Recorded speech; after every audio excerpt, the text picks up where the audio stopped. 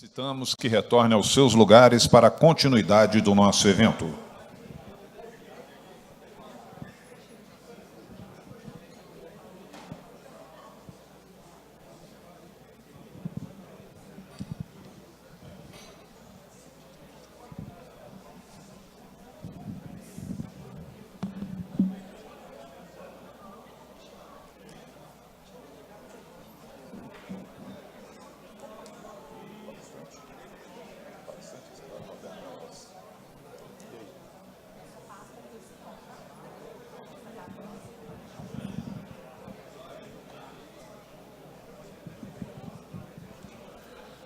Dando continuidade ao nosso evento, convidamos agora para a palestra Modernização da Investigação no Brasil, o senhor Roberto Darós.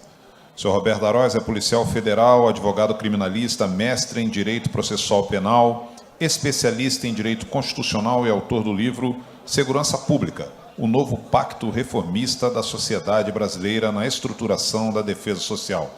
Eu passo a palavra e a condução desse trabalho ao nosso palestrante, desejando a todos um ótimo trabalho.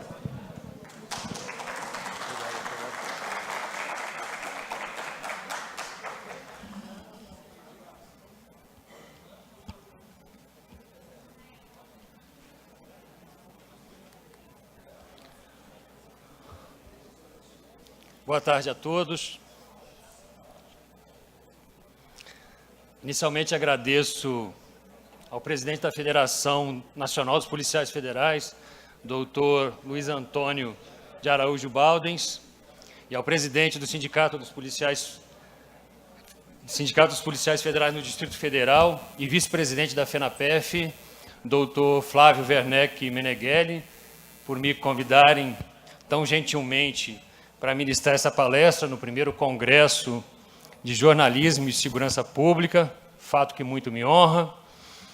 Além de ser uma motivação para a continuidade das minhas pesquisas jurídicas e a divulgação do meu trabalho, direcionado para a estruturação de uma sociedade mais justa. Assim, nas pessoas dos ilustres presidentes, eu cumprimento a um só tempo todas as autoridades presentes ou representadas, caros operadores do direito e da segurança pública também presentes,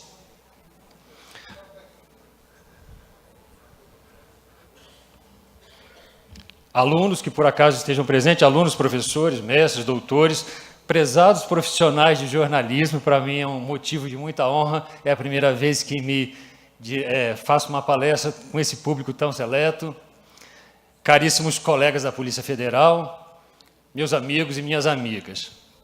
A presença de cada um de vocês é motivo de muita honra para mim e transformo esse dia num dia festivo, porque aqui eu dou continuidade ao lançamento da minha última obra, que se iniciou na Universidade Federal do Espírito Santo, na quinta-feira passada, num evento muito semelhante a esse.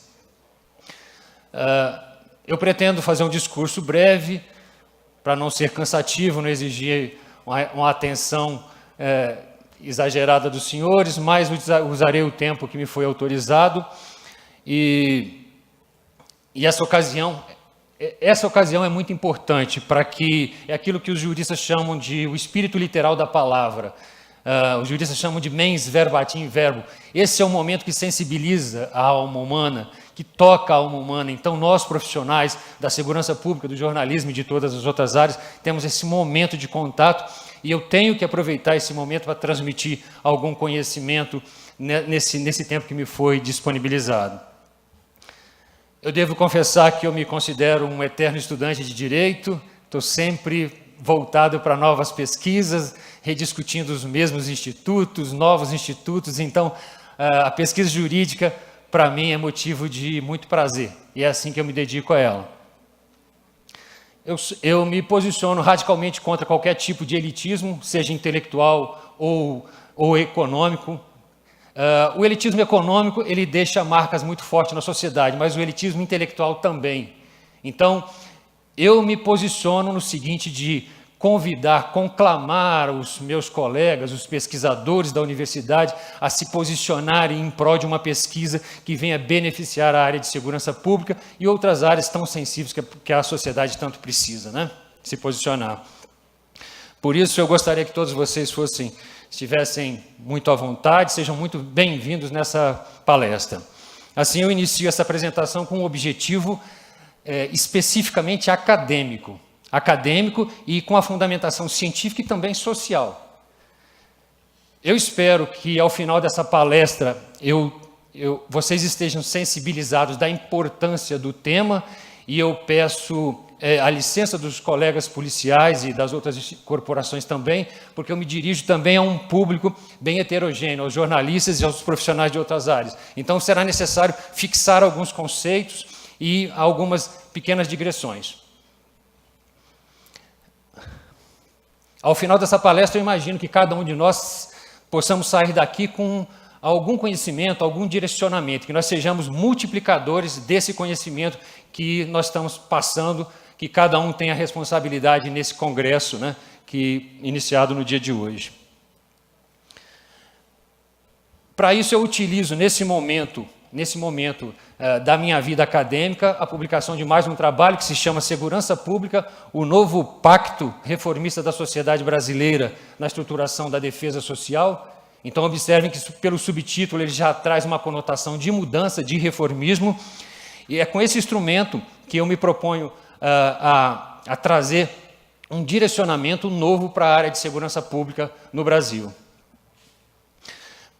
Ele tem um cunho extremamente transdisciplinar, então um dos fundamentos dele é a transdisciplinaridade, e quando foi lançado na Universidade Federal, nós convidamos todas as áreas das ciências sociais, o mestrado e doutorado da psicologia, do serviço social, da política social, particularmente os juristas e todos aqueles que se dispuseram a acompanhar esse trabalho nosso de lançamento dentro da Universidade Federal do Espírito Santo.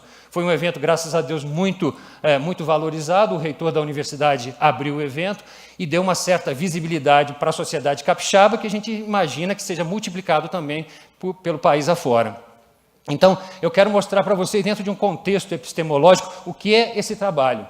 E assim, sim, sensibilizar cada um dos senhores para que divulguem essa nova corrente que está surgindo, que eu me propus nesses últimos 3 anos de pesquisa. Esse livro ele sedimenta o conhecimento empírico que eu adquiri ao longo de 30 anos na atividade de policial federal. Também se soma a isso a minha cátedra na área jurídica e o magistério superior. Então, eu junto esses conhecimentos, e aqueles que tiverem acesso à obra perceberão que o liame, a ligação entre esse conhecimento, eu usei a filosofia jurídica, porque ela abre portas e ela mostra caminho, ela cria clarões, ela cria a luminosidade necessária para se mostrar onde estão as falhas no conhecimento dogmático. Então, eu usei fontes primárias da pesquisa. Eu me cerquei de uma bibliografia nacional e estrangeira, em 5 idiomas, e foi através dela que eu consegui delimitar 10 capítulos, que eu espero que os senhores tenham a sensibilidade de ler esses 10 capítulos, eles se posicionam, eles têm como uma diretriz a investigação criminal e o que precisa de modernidade nessa investigação criminal, e a sociedade civil, essa interação entre investigação criminal e sociedade civil, a análise das correntes da verdade, a corrente da verdade não no sentido filosófico, sim no sentido científico, o que é a busca da verdade, a gestão estratégica da informação, porque, sim, o que está faltando na segurança pública, perceberemos claramente no decorrer do nosso bate-papo, que demanda de uma melhoria na gestão pública, além dos princípios e garantias constitucionais, que não pode se afastar de nenhum tipo de investigação, e a importância também da defesa social, o que é esse Instituto Defesa Social. E, finalmente, propostas de mudança no preceito constitucional e no Código de Processo Penal. Então, a dimensão desses 10 capítulos inicia na base, que é o nosso dia a dia, a investigação criminal, e chega à proposta de mudança do próprio Código de Processo Penal. Todo esse conteúdo, ele visa conscientizar os segmentos sociais. E esse é um ponto de bastante divergência. Todas as categorias os segmentos sociais, os dirigentes, os governantes, Os líderes das corporações policiais devem se sentar ao redor de uma mesa e discutir os problemas. E nós temos um terrível problema: criminalidade, segurança pública, violência urbana. Nós temos um grande problema a ser discutido. Então, motivos tem de sobra para se sentar ao redor de uma mesa redonda. Mas o que é esse novo pacto social que eu proponho nesse trabalho? Bom, todo pacto social é uma mediação, é como eu estava falando, uma mediação, uma composição de interesses corporativos com interesses da sociedade. Fiz diversas visitas aos líderes do Espírito Santo, às autoridades do poder executivo, legislativo e judiciário, e a gente consegue perceber a grande divergência que há em cima desses mesmos conceitos. Todos, no fundo, querem a harmonização da sociedade, mas poucos se sensibilizam com o que é necessário para que isso aconteça. Então, a minha proposta é que a academia, os intelectuais, saiam do seu comodismo de pesquisarem somente assuntos de interesse, de repercussão na sociedade, para que a sociedade demanda, que a afetam diretamente. Isso é que é mais importante nesse momento. E eu tenho cumprido o meu papel nesse sentido. E para isso, esse sentimento tem que ser altruísta. Num primeiro momento, não se pode pensar em salários, não se pode pensar em monopólio de poder administrativo. Tem que se pensar no bem da sociedade. Esse é o motivo altruísta que vai ser o elemento de ligação entre todas essas categorias e todos esses segmentos da sociedade. O Brasil apresenta um elevadíssimo índice de homicídios, somente comparáveis às nações em guerra. Já foi falado aqui, a federação também divulga isso constantemente, essa é uma grande realidade. E o governo cria uma cortina de fumaça ao redor desses índices. A minha pesquisa trabalhou com índices governamentais, e em cima deles é que a gente busca e tenta mostrar as falhas. A sociedade civil, ela vive um caos, um completo caos. Temos que admitir isso. A premissa para qualquer pesquisa científica tem que se basear na realidade da sociedade. Então, a sociedade, no elemento urbano, vive um caos. E a primeira diretriz é o gesto administrativo de reconhecer esse caos. Ter humildade. Os líderes, os dirigentes políticos têm que reconhecer que é necessário que se faça alguma coisa nesse sentido. A busca da defesa social. Esse é o que é a busca da defesa social? É a comunidade definindo como ela quer viver, seguindo padrões de harmonia. Isso não quer dizer que vai se instituir o paraíso na Terra, mas tem que se buscar, tem que se militar nesse sentido. Isso é que é defesa social. Nós temos que ter essa concepção, porque na atividade de polícia nós temos que ter essa concepção, mas nós não temos autoridade acadêmica para falar em defesa social, que as áreas sociológicas podem falar com mais tranquilidade. Mas esse ponto é importante. O que nós temos que perceber é que a nossa experiência dogmática ao longo, e eu passei pela Polícia Federal durante 30 anos, é importantíssima, é de extrema qualidade, mas ela não é suficiente para analisar o fenômeno criminológico como um todo. Então, nós temos que admitir isso. E em conversas anteriores com os nossos ilustres representantes e com representantes políticos, a gente tem falado nesse sentido. A atividade de polícia tem que usar desses elementos, se aproximar da academia, cobrar dos intelectuais que eles trabalhem em função de novas pesquisas que tragam soluções para a segurança pública brasileira.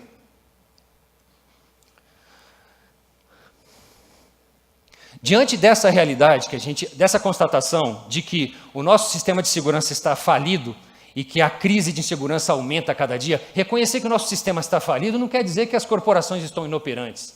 Está falido é a sistemática na qual elas funcionam. É essa a realidade que tem que ser constatada. E diante dessa constatação, pode-se observar também que, além disso tudo, ela possui as estruturas corporativas estão deficientes. E o modelo de investigação criminal é ultrapassado, é ineficiente, é injusto, é moroso, ele é um fomentador da violência em torno dele mesmo. Isso tem que ser mudado, essa consciência que nós temos que obter. Atualmente, o principal instrumento de apuração das infrações penais é o inquérito policial. Apesar de não ser a única forma de investigação criminal. Existe uma grande confusão que algumas categorias tentam divulgar para a população, dizendo que existe uma exclusividade na investigação criminal e a Lei 12.830 trouxe a investigação efetuada pelo delegado de polícia. Não existe exclusividade na investigação criminal no Brasil. E esse assunto já foi constatado, o STJ já fez acórdãos a respeito. Por exemplo, a Polícia Legislativa Federal, ela também atua como polícia judiciária. Então, tem que se acabar com essa ideia de que só delegados de polícia têm o monopólio da investigação criminal. Um auditor fiscal que apura um crime fiscal e se arrisca a passar tudo que ele apurou com ofício ao Ministério Público, o membro do Ministério Público, com toda a sua autonomia, recebe aquele documento e tem subsídios bastante para denunciar, ele fez uma investigação criminal. Então, não existe esse tipo de monopólio que se alega. Eu preciso falar para vocês rapidamente uma pequena digressãozinha histórica, para que nós tenhamos uma noção do surgimento um momento histórico do surgimento desses procedimentos e o quanto a nossa investigação criminal precisa mudar. Então, essa pequena digressão que não vai ser demorada, o príncipe regente Dom João resolve vir para o Brasil com medo da invasão de Napoleão Bonaparte. Então, ele faz isso, chega ao Brasil em 1808. Chega em 1808 ao Brasil, fugindo do cerco napoleônico, e a família real se instala na colônia brasileira. Se instala logo na colônia brasileira e logo se percebe que o Paço Imperial e as principais cidades brasileiras estão infestadas de criminosos. Né? Exatamente porque a própria coroa portuguesa, no período inicial da colonização, mandava para cá os seus criminosos condenados. Chamavam de degredados. Então, o nosso país era um refúgio de criminosos portugueses e de outras nações com parceria com Portugal. Então, se percebeu. Isso levou o príncipe regente a imediatamente criar a Intendência Geral de Polícia e nomeou para o cargo um funcionário público imperial, na figura de um alcaide, que era muito a figura do administrador português e espanhol da época. Nomeou um alcaide de sua confiança para gerenciar essa Intendência Geral. O alcaide, ele tinha funções de investigação, prendia o criminoso, preenchia um termo circunstanciado escrito, e aí talvez esteja uma origem ortodoxa do inquérito policial, porque o termo circunstanciado escrito não antecede a isso, ele vem das ordenações manuelinas e filipinas, então está aí o termo circunstanciado, investiga, prende, traz, apresenta o termo circunstanciado, julga, esquarteja, pronto, a justiça está feita. É o caso de Tiradentes. Né? Assim foi feito no Brasil durante muito tempo. Com o advento da Constituição outorgada em 1824, foi criado o cargo de juiz de paz. O cargo de juiz de paz, ele juntou duas tendências. Foi criado nele a figura da autoridade policial e também os poderes instrutórios de juiz, no cargo de juiz de paz. Então, assim seguia a atividade de polícia com a atividade judicante. Num salto cronológico rápido, nós vamos para o ano de 1871, e aí sim é outorgada a Lei 2033, e ela é esmiuçada através do Decreto 4.824, assinado pela Princesa Imperial Regente nas funções de Sua Majestade Dom Pedro II. Ela assina e cria o inquérito policial. E pasmem, esse mesmo inquérito policial que tem origem no termo escrito, circunstanciado escrito das ordenações manuelinas e filipinas, o inquérito policial, ele possui até hoje a mesma ideologia investigativa. É óbvio que, como foi citado aqui nas outras palestras, pelos outros profissionais, foi falado, ora, mas hoje tem todo um sistema de informática, vivemos a era da informação, com vários protocolos sendo preenchidos, mas a ideologia investigativa é a mesma. Isso precisa mudar. E o meu trabalho traz o quê? Uma modificação simples, pede a extinção do inquérito policial. Não existe forma de mudar a investigação criminal no Brasil se não extinguir o inquérito policial. E quando a imprensa me pergunta, mas você está pedindo para extinguir o cargo de delegado? Bom, isso é uma consequência. O cargo do servidor público que preside esses inquéritos pode ser reciclado, pode ser remanejado. É bem provável que quem já investiga hoje esteja muito mais próximo daquilo que se precisa na investigação criminal do que daquele que preside procedimentos cartorários, arcaicos, medievais. Alguma coisa tem que ser feita nesse sentido. Mas esse é um marco histórico, e aqui eu termino a digressão histórica. Aqui o Estado brasileiro evoluiu, porque dividiu a atividade judicante da atividade de polícia. Mas isso foi um demérito para nós? Não, ao contrário. A atividade de polícia é muito importante, contanto que ela seja dimensionada adequadamente. Bom, então, essa peça investigatória, ela própria seguiu para a própria instituição, porque ela perdeu a oportunidade de evoluir. Ela teve aí vários anos, várias décadas para evoluir e continua com a mesma mentalidade, com a mesma ideologia. Então não há quem extinga o inquérito policial, ele já está extinto por si só. Ele é uma peça inútil no sistema de segurança público brasileiro de hoje, dos dias de hoje.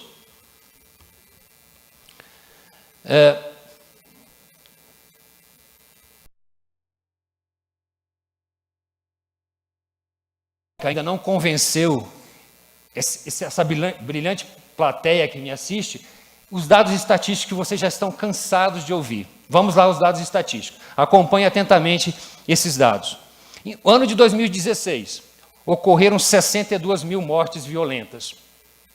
Homicídios dolosos, latrocínios, lesões corporais com resultado morte, todo tipo de crime doloso contra a vida. Foram ao redor de 62 mil mortes violentas.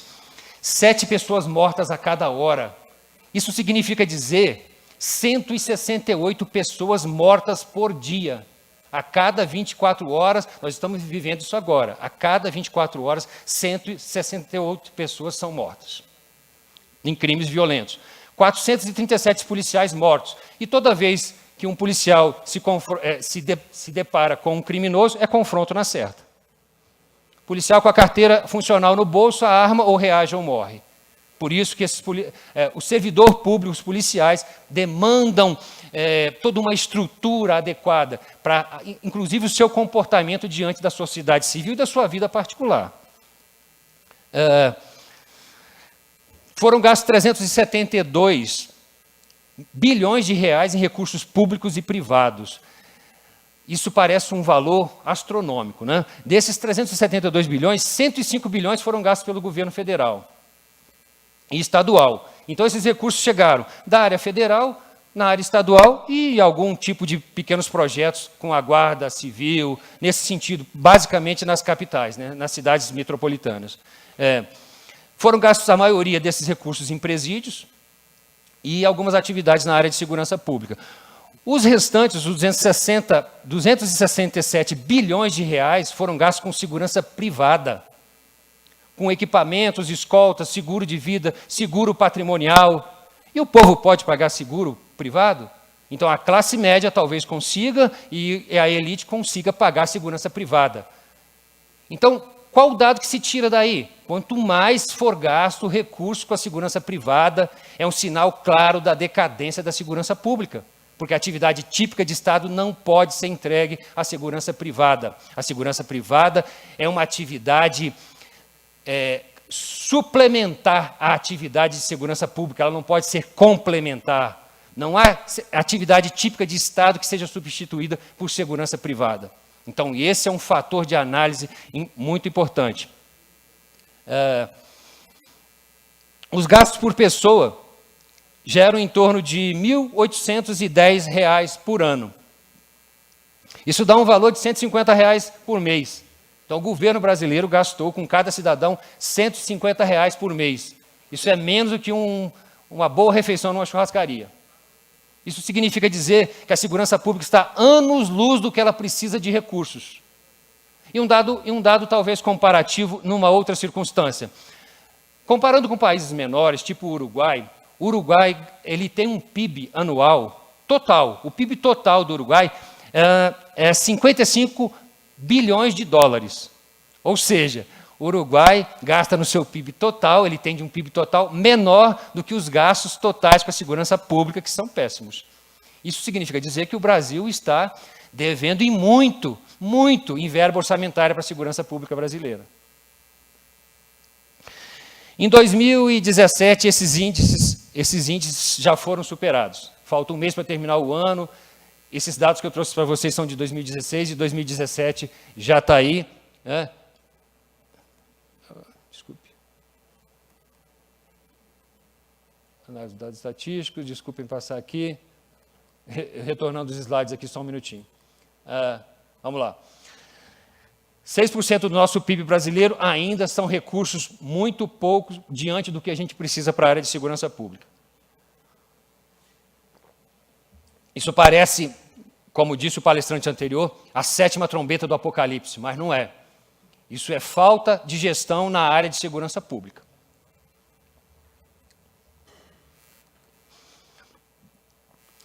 Façamos então uma rápida análise sobre competência constitucional e investigação criminal. Vocês vão se surpreender novamente.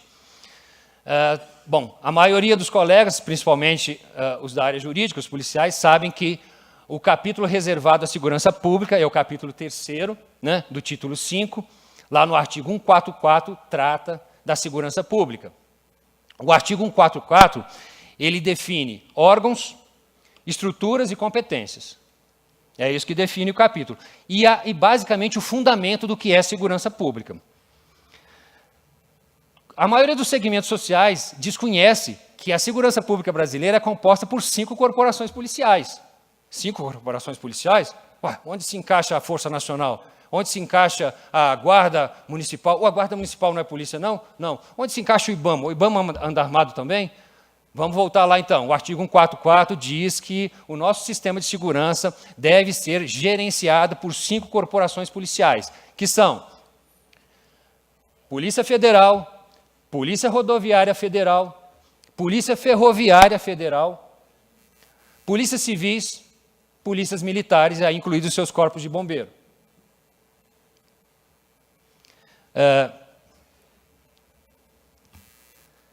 A Polícia Federal é um modelo de operacionalidade ampla.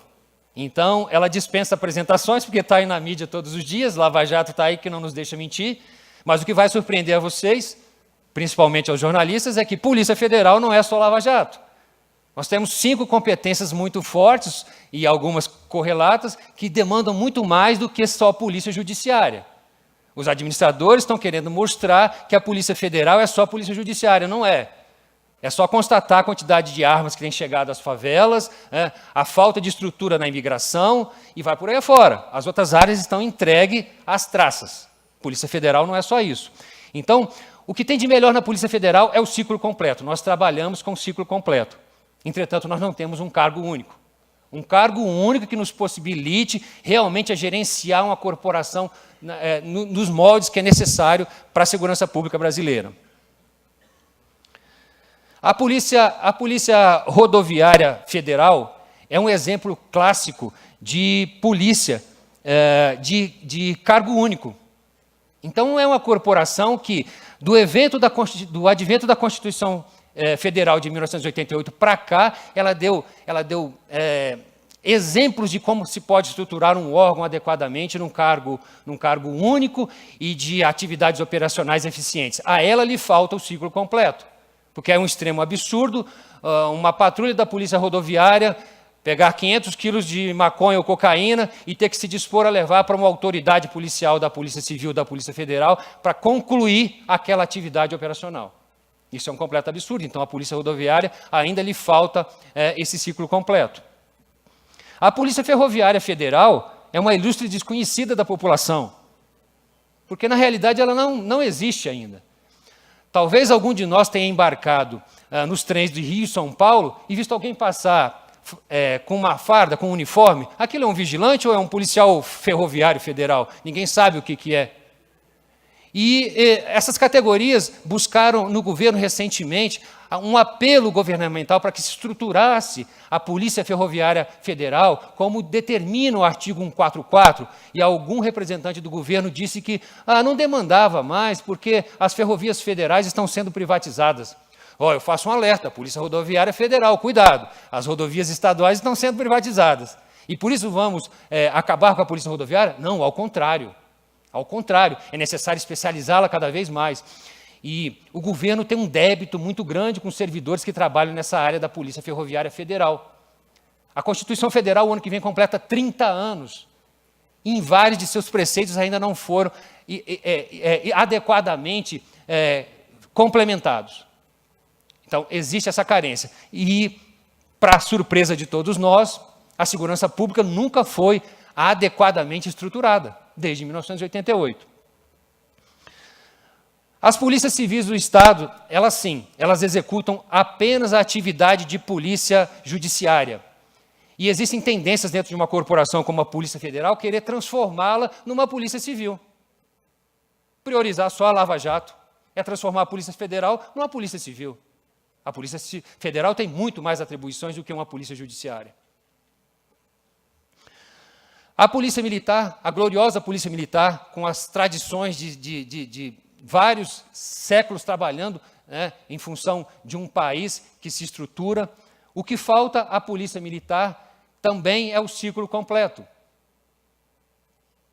Policiais militares oficiais têm condições de fazer relatórios, inquéritos policiais militares e não pode concluir um procedimento de investigação, ou uma patrulha policial, ou uma operação policial. Essa cisão, elas têm que ser redimensionadas num estudo científico sério.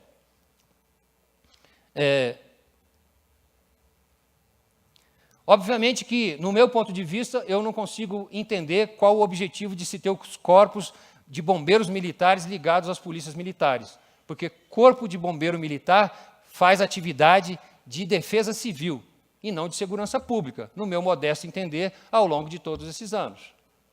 Tudo tem que ser redimensionado. Nós estamos mexendo numa área muito sensível, muito delicada, mas isso tem que ser encarado, são fatos que têm que ser encarados. A segurança pública ela não pode viver de improvisações. Acabou essa fase de improvisações. E alguns assuntos têm que ser superados. Nós temos que buscar essa legitimidade de atribuições. Não se pode, por exemplo, o governo federal utilizar o Exército para sufocar rebeliões, para sanar problemas com a área de criminalidade nos estados. A Força Nacional, que é uma força absolutamente inconstitucional. As guardas municipais civis. A Constituição é bastante clara com relação a isso. A missão constitucional da Guarda Civil está lá no parágrafo 8º do artigo 144, é cuidar de bens e serviços dos municípios, e não lidar com a criminalidade. E vem o administrador público irresponsável e cria uma Guarda Civil Municipal e dá a ela um monitoramento e ilude a população falando que aquilo ali é combate à criminalidade. E não é. Agora, a Guarda Civil Municipal nasce de uma forma muito heróica. Imagine uma guarda municipal para patrulhar, para guarnecer todo o patrimônio histórico de Ouro Preto, um dos maiores patrimônios da Unesco. Essa guarda municipal, que não é polícia, talvez demandaria um grande orçamento para essas atividades. Então, a importância é nesse sentido, é da legitimidade constitucional de atuação. E assim o governo tenta criar essa cortina de fumaça em torno de preceitos. O artigo que define a segurança pública é o 144. O artigo que define a competência das Forças Armadas é o 142.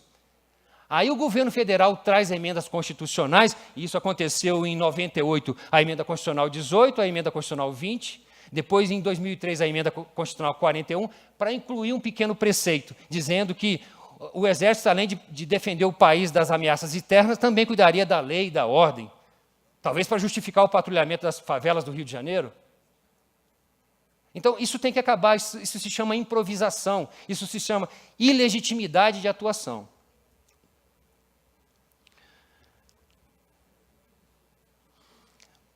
Então, o último ato derradeiro com relação a isso no governo passado foi A edição de uma medida provisória, que foi transformada em lei, na Lei 13.022, em 2014, criou o Estatuto das Guardas Civis Municipais. O objetivo para os juristas é muito claro, é ludibriar a população.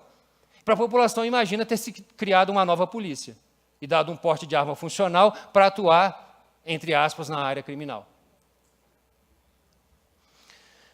A investigação criminal no Brasil, ela tem que passar por um estágio de superação desse modelo ultrapassado. Não há uma outra forma de entender.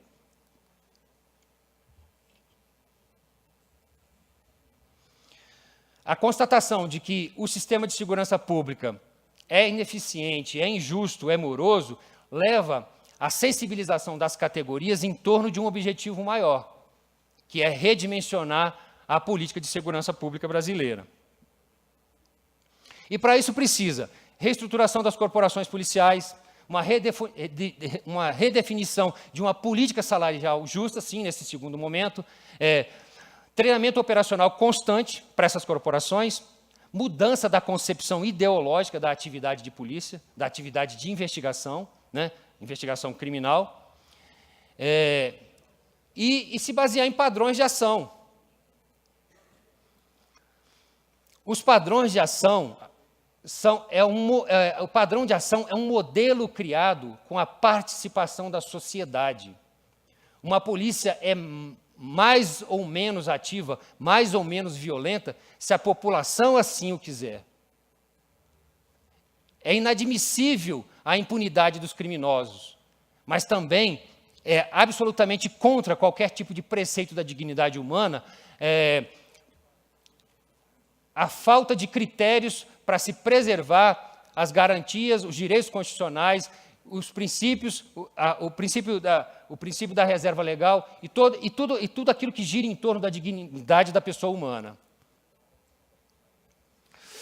E por isso é que tem que elegendo esses padrões de ação, é necessário que se busque a boa técnica da gestão da investigação. E essa boa técnica surge com muito treinamento, com uma proposta inicial, porque, na realidade, toda investigação, e a presença dos jornalistas aqui se soma a isso, existe o jornalismo investigativo, toda investigação segue os mesmos critérios científicos. São padrões, são hipóteses que são levantadas, preenchimento de padrões, para se chegar ao objetivo mais próximo, que é a busca da verdade. É através da formulação, da coleta adequada das provas, que o Poder Judiciário terá subsídios bastantes para julgar e condenar o criminoso. Por isso, a importância de uma investigação criminal baseada em padrões científicos. E quando a gente fala em criar padrões, em buscar premissas científicas, se busca também a filosofia jurídica, para mostrar, por exemplo, Kant fala em padrões de razão, prática e liberdade, da perfeição moral, e isso é importante. É importante que se tenha nessa base, nessa consolidação desses princípios, esses preceitos, porque é através dele que nós vamos chegar numa investigação eficiente, célere, por exemplo, o uso legítimo da força. É inadmissível. A sociedade jamais vai admitir exageros e arbítrios. Então, o profissional de segurança pública tem que estar preparado adequadamente, baseado em preceitos que se voltem para os anseios da sociedade.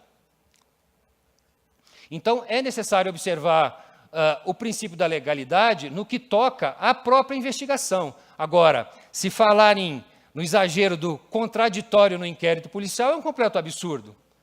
Eu tive um cliente o ano passado que, através de um habeas corpus, eu defendi um inquérito policial na Justiça Federal com 7 anos e meio de duração. Conseguimos trancar o inquérito policial. E isso não é exceção à regra. Há muitos casos criminais de quase 20 anos de tramitação. Então, a última modificação que houve no Estatuto da Advocacia permitiu ao causídico que ele tenha acesso às investigações criminais conclusas. Isso para os colegas advogados foi uma maravilha, criou um novo mercado.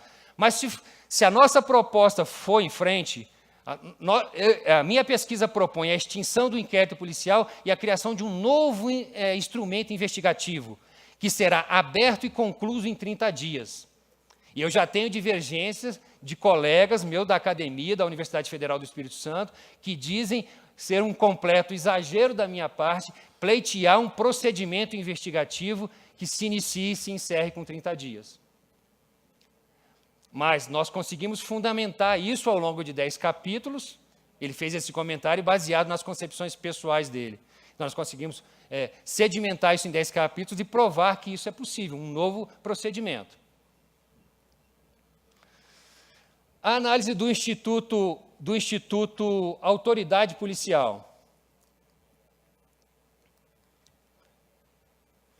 Existem concepções bastante equivocadas com relação à autoridade policial. E o que nós temos de doutrina, que a maioria dos operadores do direito se utilizam, é baseado em direito administrativo, que trata sobre poder de polícia. Poder de polícia, na realidade, não tem a ver com atividade de polícia. Então, o que nós percebemos é a completa carência de linhas de pesquisa nessa área, da solidificação de uma doutrina que seja realmente voltada para a busca desse conhecimento que se acumulou na sociedade brasileira com suas corporações policiais, desde sua criação, em cada uma delas, até os dias de hoje. As pesquisas não são baseadas nisso. Por exemplo, na Universidade Federal do Espírito Santo existe apenas um núcleo de controle da violência, que cria estatísticas ligadas ao doutorado da política social. Na outra faculdade, a Faculdade de Direito de Vitória, também muito importante, existe uma disciplina sobre segurança pública. Na Universidade de Vila Velha, eu estou falando da minha região metropolitana, existe um mestrado em segurança pública. E, ao que me consta, eu ainda não visitei, só existe um curso de graduação em segurança pública na Universidade do Rio Grande do Sul. Olha os casos que eu citei, são poucos, são mínimos, diante desses índices absurdos de criminalidade que o país tem. Então, por isso, eu tenho intimado, convocado, sensibilizado os colegas da academia a pesquisarem, a trazerem soluções nesse assunto que tanto nos incomoda e tanto incomoda a sociedade brasileira. Sobre esse preceito autoridade policial, isso é um conceito baseado no absolutismo estatal, que vigorou no Brasil na época de 70. O Brasil, vivendo esse absolutismo todo, não definiu essas concepções. Aliás, o Brasil, a política criminal brasileira ainda tem dúvidas com relação até à trilogia do elemento penal.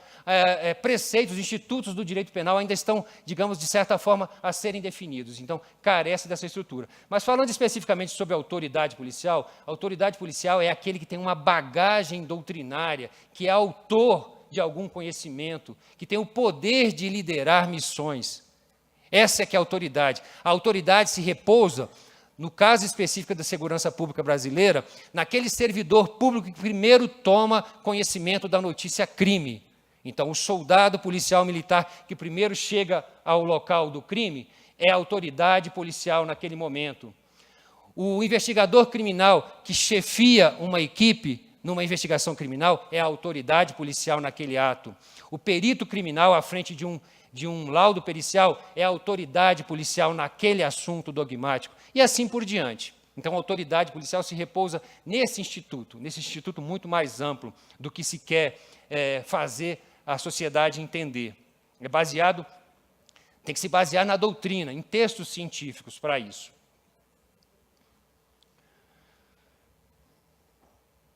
Então, diante de tudo isso que a gente viu, deixa claro que nós precisamos urgentemente de uma reforma da Constituição Federal no que trata do capítulo da segurança pública. Sim, uma reforma, porque 30 anos completa a Constituição o ano de 2018, e ainda preceitos como a Polícia Ferroviária Federal até hoje não foi constituída adequadamente.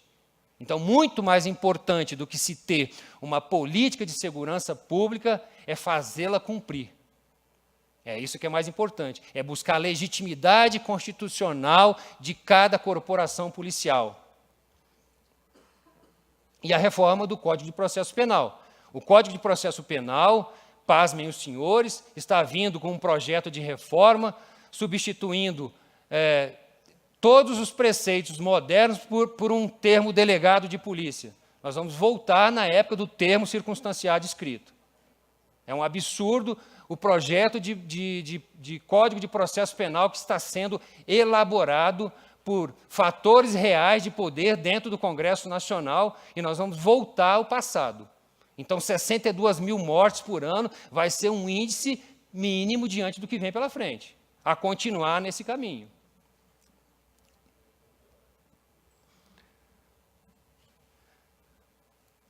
E o que nos traz também esse apoio é a filosofia jurídica, como eu já falei, e a ciência policial. A ciência policial é uma ciência emergente, assim como tudo que a gente propõe. Até pouco tempo, até o ano retrasado, ainda se definia o seu objeto.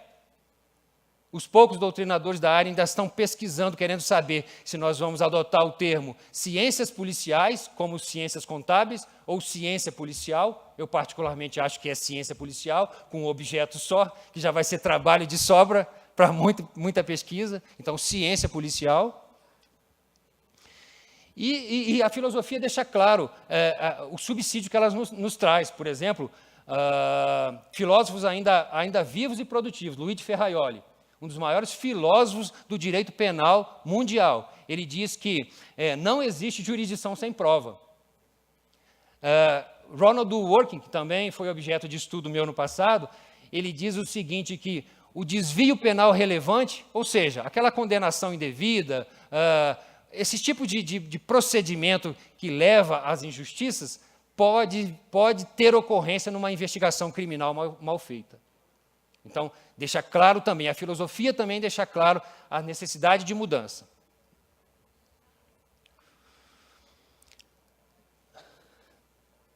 Bom, eu não podia me furtar falar também sobre o que vem por aí com proposta de emenda constitucional, que os nossos representantes muito bem têm noção do que está acontecendo. O slide eu pedi para passar, a primeira proposta seria 51. Bom, eu vou falar aqui no roteiro que eu aqui defini. Existem dezenas e dezenas de propostas de emenda constitucional, e o grande perigo é que uma proposta de emenda constitucional que chegue às mãos, que tramite no processo legislativo e que faça a modificação constitucional sem mudar toda a estrutura, também pode gerar prejuízo. Por exemplo, é muito comum equipes de policiais federais saírem prestando apoio operacional para equipes do IBAMA fiscalizar, porque eles não têm poder de polícia, não têm porte de arma regular e sim funcional, né, nesse aspecto. Imaginemos que uma PEC transforme o IBAMA numa polícia. Nessa estrutura que nós temos, como é que isso vai acontecer? Então, o que tem que se dimensionar é reunir essas propostas todas e definir a estrutura. Então, o que me chegou ao conhecimento dos estudos que eu tive, a primeira proposta, a pioneira, foi a PEC 51, e ela veio com uma proposta muito ampla, no meu entendimento, mas que também traz muita modernidade, porque a PEC 51, ela fala em desmilitarização do modelo policial. Isso assustou as corporações policiais, o oficialato da Polícia Militar, com uma interpretação equivocada. Desmilitarização do modelo policial significa dizer aproximar a polícia da sociedade, da população. Não significa dizer arrancar a farda, as tradições e todo esse honroso serviço prestado pela Polícia Militar ao país durante décadas e décadas. A polícia militar, o ciclo completo, é dar a ela o resgate que ela precisa junto à sociedade. Na realidade, é mudar a sua natureza, é transformar a polícia militar e colocá-la com natureza civil. E desvinculá-la de uma vez por toda de força auxiliar do Exército. Essa modificação tem que sair na Constituição. Porque isso cria uma ideologia de confronto, de combate. O patrulhamento das ruas, e o nosso trabalho foi buscar, por exemplo, o patrulhamento dos xerifados americanos, o modelo europeu. As cidades americanas, desde as pequenas cidades com 5 mil habitantes até as grandes metrópoles, eles têm o melhor patrulhamento do mundo, o xerifado americano. E o nosso patrulhamento nas ruas ainda é deficiente, ainda demanda melhorias. Então, tem que se buscar os modelos adequados. Dar a ela o ciclo completo de polícia e, obviamente, exigir um acordo no sentido da carreira única. Acabar com essas barreiras entre oficialato e praças. É criar esse modelo de polícia no Brasil. Bom, seguindo em frente, porque isso causou, é uma PEC que ainda tramita, a PEC 361, que foi conhecida como a PEC do FBI, foi liderada foi implementada por lideranças da Polícia Federal. Ela quer, a Polícia Federal, por excelência, é uma polícia investigativa, mas as suas lideranças ainda quer que ela seja melhor, quer que ela se iguale ao modelo americano, ao FBI, por isso que ela foi batizada como a PEC do FBI. É uma PEC moderna e que muito ganharia a segurança pública se ela fosse implementada. Na sequência, podemos observar também a PEC número 6, que foi bem recente, de 2017 agora, que ficou conhecida como a PEC da federalização da segurança pública. Determinado senador, propôs, já que a segurança pública precisa de uma solução, vamos fazer o seguinte, transforma todo mundo em federal, acabou. Do município até o Distrito Federal, todo mundo é federal, faz essa salada de fruta. Olha, eu estou usando de uma forma satírica para mostrar, não é assim que a segurança pública vai ser resolvida. Com essa ebulição de PECs e de propostas de mudança. Na realidade, se precisa de criar uma estrutura, uma base. Mas eu estou citando as mais recentes. A PEC 117, de 2015, ela falou da separação da perícia oficial da Polícia Civil e da Polícia Federal. Ora, valorizando um órgão, criando um órgão com uma estrutura adequada, mas o alerta é no seguinte sentido. Tirar o que já está funcionando adequadamente demanda uma certa complicação. Criar uma nova estrutura, uma estrutura forte, adequada para um sistema de perícias, não é uma brincadeira, não se pode fazer do dia para a noite. A PEC 117, mudou a sequência ali. A pessoa que me ajudou a fazer o slide mudou uma sequência, mas eu estou seguindo falando, vocês se situem. Então, a PEC 33, que é a minha sequência aqui, 2015, ela também fala sobre a PEC da segurança pública, foi proposta mudar a segurança pública e se falar em 3 esferas de decisão. Então, município, Estado e Federação, todos 3 legislariam sobre segurança pública, que também tem um cunho bastante moderno nesse sentido. E, finalizando, a PEC 412.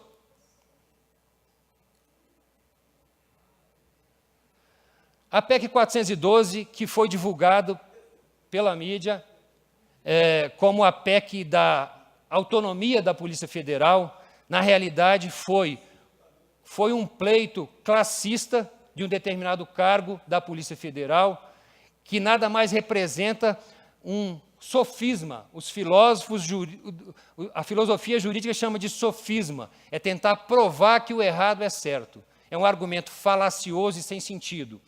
Enquanto algumas instituições, alguns órgãos estão desesperados para serem incluídos no artigo 144, porque isso nós notamos nas nuances políticas de Brasília. Quando se falou recentemente em mudar a Previdência Social, algum representante do governo disse, olha, só vou garantir aposentadoria especial para quem estiver no artigo 144. Aí a Guarda Civil, pelo amor de Deus, eu não estou no 144 não? E a Força Nacional, meu Deus do céu, eu também não estou no 144. Quem mais não está no 144? E existe uma carreira dentro da Polícia Federal que quer tirar a Polícia Federal do 144, transformá-la numa agência independente. Eles querem na mão uma norma administrativa em branco, que pode se transformar num órgão muito bom ou pode se transformar num órgão que ameace a República, numa agência de espionagem. Ter o poder na mão de criar e extinguir cargos é uma temeridade sem fim. Então, nesse aspecto, por que mexer no que já está pronto? Por que mexer naquilo que é sólido, naquilo que é tradição? Por que mexer naquilo que é incoerente? Então, tem que ser visto com muita preocupação e essa PEC 412 é um completo absurdo na estrutura de segurança pública brasileira. E ela deve ser literalmente arquivada. na nossa modesta concepção, porque ela é uma afronta ao Estado democrático de direito. Então,